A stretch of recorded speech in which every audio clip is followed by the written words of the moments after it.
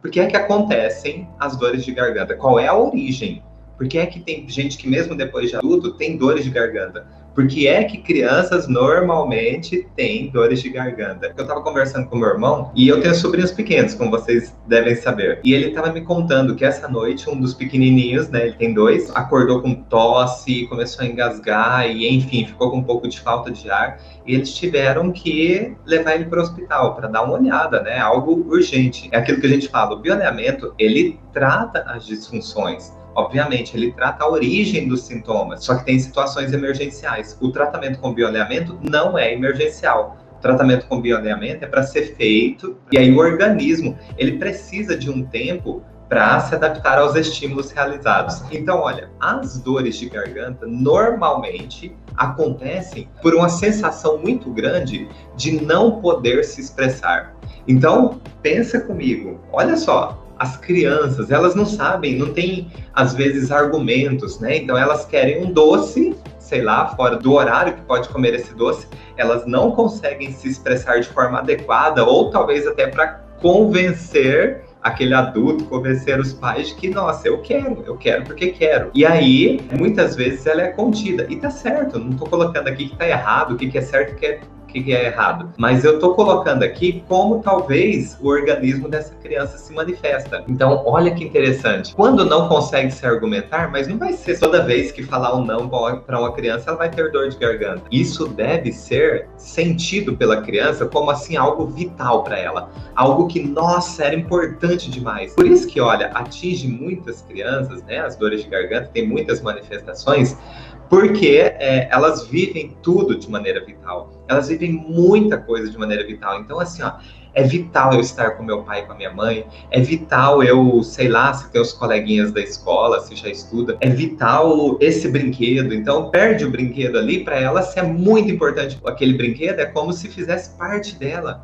Então ela sofre de maneira vital aquilo ali. Entende que ela tem um mundo muito mais restrito do que o nosso e por isso ela meio que presta atenção naquele mundinho dela, que para ela é tudo dela, tem muita importância, é muito significativo tudo para ela. Mas não vai ser só isso, tá? Então tem que ser sentido fortemente pela criança como algo vital que ela não está conseguindo se expressar. Por exemplo, chega numa loja de brinquedos e para ela, de repente, se naquele momento é muito importante, de repente, sei lá, o boneco do Batman, não sei, daquilo que ela gosta, ela pede para os pais e por uma questão financeira, ou por uma questão de não poder naquele momento, ou de não dar tudo que a criança pede, né, de restrições mesmo, talvez os pais não comprem.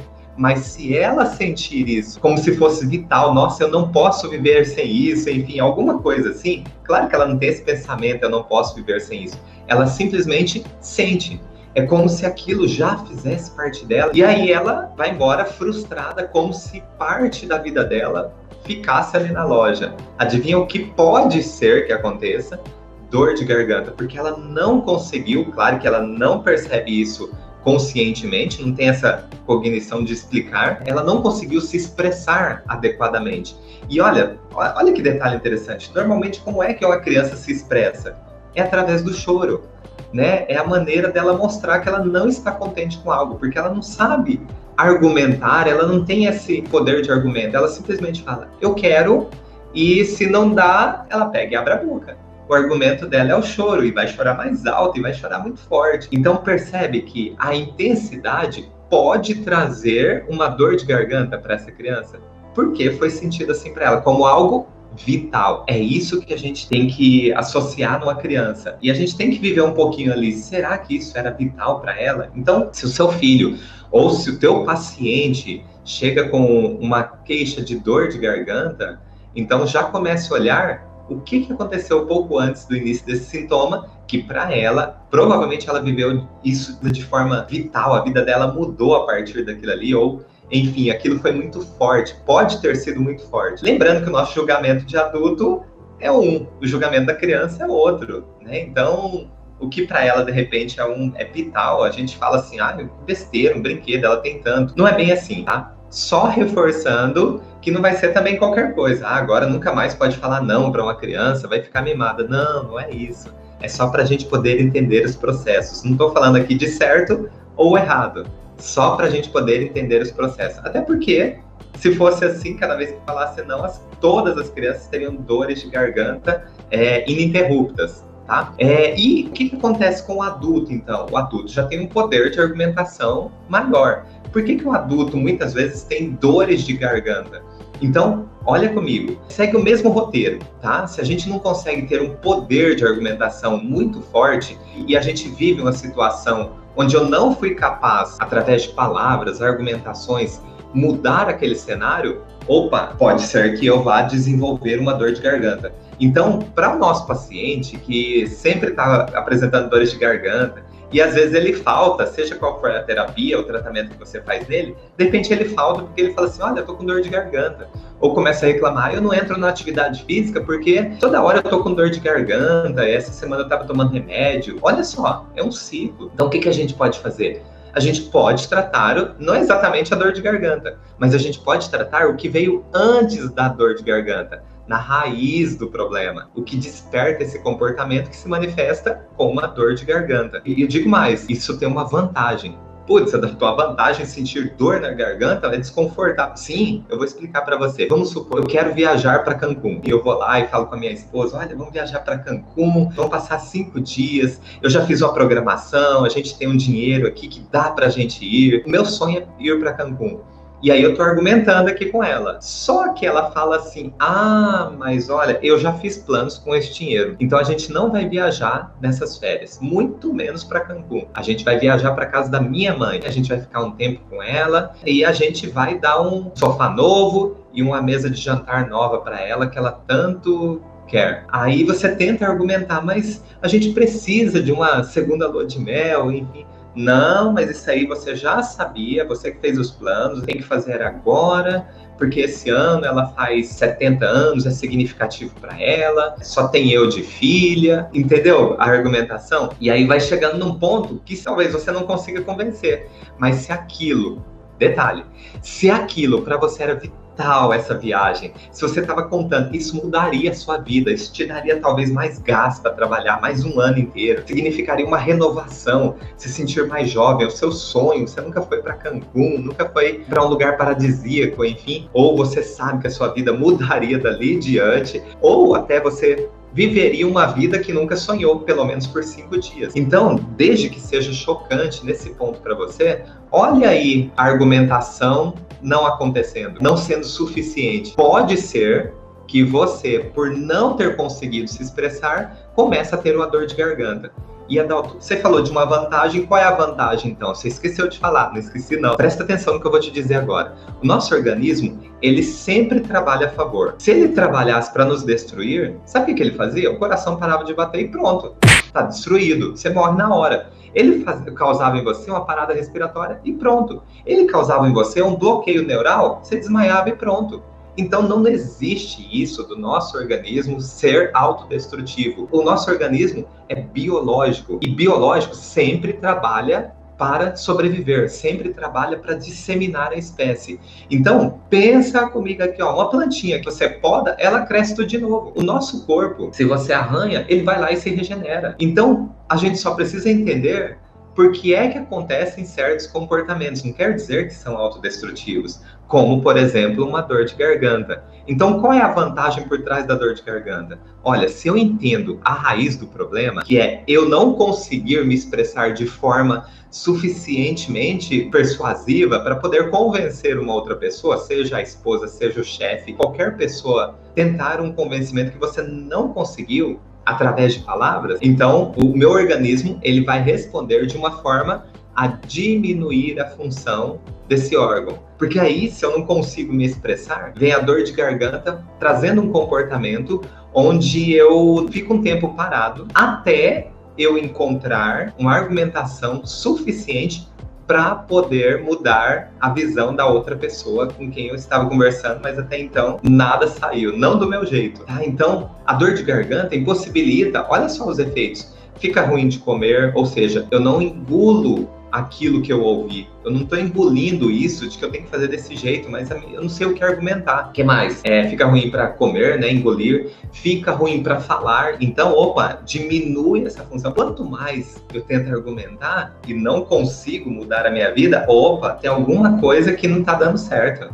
Então, eu fico só aumentando esse problema meu. Então, o que meu organismo faz? Fica quietinho aí, enquanto você acha uma solução, aí você vem com um argumento que ninguém vai poder contestar. Então, lembrando, isso é para qualquer âmbito da vida, tá? E aí, ó, a dor de garganta ainda tem uns agravantes. Ah, Dal, tem aquela dor de garganta que acompanha tosse. Como é que funciona isso? Olha, lembra que existem dois tipos de tosse, né? Tem uma tosse laríngea e uma tosse brônquica. Então, a tosse laríngea é aquela mais fininha, aquela tosse que a pessoa tosse e parece que está acabando o ar. A tosse brônquica é aquela tosse mais forte, parece uma tosse mais carregada. É uma tosse mais grave, né? Algumas pessoas usam esse termo. Qual que é a diferença das duas? A primeira, tosse laríngea, é uma tosse que diz respeito a uma situação onde eu não consegui argumentar, mas eu tomei um susto muito grande. Então, é como se eu puxasse o ar, assim. Sabe quando você toma um susto, alguma coisa? E é mais ou menos dessa forma, sabe? Você tomou um susto antes do início dos sintomas. Já a tosse brônquica, ela é uma tosse mais de persuasão mesmo, de querer argumentar. E aí, como eu disse para vocês, assim como as crianças fazem, né? Qual que é a argumentação? Chorar. É o jeito que elas dão conta de argumentar que estão descontentes sobre algo. E a gente vai fazer nessa leitura. Então, olha, a argumentação, né, biológica que demonstra que eu quero ganhar uma situação, eu quero ganhar um território, eu quero ser ouvido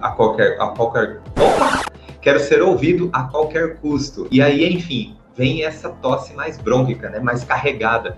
Pensa assim, olha, a gente até fala isso de conflito do gorila. Por que conflito do gorila? Porque o gorila chega na selva, ele bate aqui no peito e ele solta um som grave, né? Aquele som forte, né? Como se fosse uma voz grossa. É igual assim, ó, um professor que, pelo menos na minha época era assim, o professor queria falar alguma coisa que era para todo mundo ouvir, ou ele estava bravo por algum motivo, ele engrossava a voz, né? Com pai, mãe, é assim, é mais fácil engrossar do que afinar. É algo instintivo, de persuasão, né? Então, opa, falou grosso comigo, né? Pelo menos onde eu morava, a gente usava esse termo. E aí, então, nós temos esses cenários, tá? Da dor de garganta, da questão da tosse laríngea e da questão da tosse brônquica. E a gente só precisa encontrar o que é que veio antes dentro desse cenário, o que é que veio antes do início dos sintomas. Se o nosso corpo é biológico, e eu agora há pouco falei para vocês que sempre ele age a nosso favor, nunca para destruir. Ah, Dalton, e o câncer? Te peguei agora. Não, vamos entender esse comportamento. Vamos colocar uma outra visão? A gente sempre teve essa visão que o câncer é autodestrutivo, que ele mata, enfim. E se fosse uma vantagem biológica? E se fosse um comportamento? Então, assim, ó, zera tudo que você viu até hoje para você entender o que eu vou apresentar para vocês agora. Então, o câncer, ele é uma proliferação celular. Então, vamos fazer a seguinte pergunta para a gente aqui. Por que é que meu corpo, em determinado local, aumentaria as suas células? Ah, elas ficaram loucas e proliferaram. Ah, é carnaval, começou a se proliferar. Começou a se proliferar. Não, brincadeiras à parte, a coisa é muito séria. Por que é que isso aconteceria? Para aumentar a função daquele local. Por exemplo, vamos falar do câncer de garganta. Uma pessoa que vai ter um câncer, ou seja, um aumento de células, vamos falar aqui, proliferação celular, na garganta, é porque provavelmente ela não está sendo ouvida como acha que deveria ser ouvida. Não está conseguindo argumentações para alguma coisa. Então pode ser um único motivo, mas tem que ser muito forte. Onde ela não conseguiu se expressar de forma adequada e alguma coisa aconteceu e mudou a vida dela. Alguns exemplos aqui que eu tô lembrando dos casos que já tive, tá?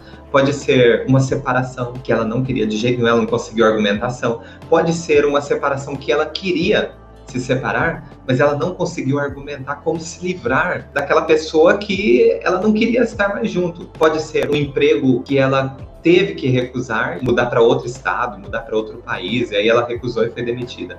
Então, assim, lembrando, a gente tem que olhar o que para a pessoa era uma mudança de vida muito grande. E aí, o que o corpo faz? Ele quer aumentar a função daquele órgão, ou seja, ele aumenta a superfície de contato para você ter mais argumentação, para você desenvolver mais sobre aquilo, para você ter mais argumentos e talvez chegar naquilo que você gostaria, que foi uma mudança de vida inesperada ou que você não conseguiu. Seria uma mudança de vida muito importante, seria transformadora, mas por algum motivo não deu certo. Então, não vai surgir do dia para a noite um câncer na garganta. Sempre vai surgir a partir de um estímulo. O estímulo é a raiz do problema.